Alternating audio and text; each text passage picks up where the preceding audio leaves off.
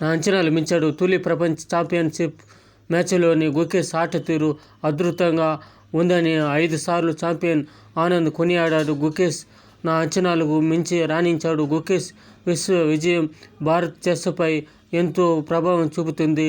ఎందరో యువకులు chess క్రీడలోకి అడుగుపెట్టేందుకు Gukesh title గెలుపు దోహదం చేస్తుంది అని ఆనంద్ స్పష్టం చేశాడు. ఈ విధంగా 5 సార్లు ప్రపంచ చెస్ ఛాంపియన్గా నిలిచిన ఆనంద్ ఈ విధంగా చెబితే దానికి తిరుగుందా?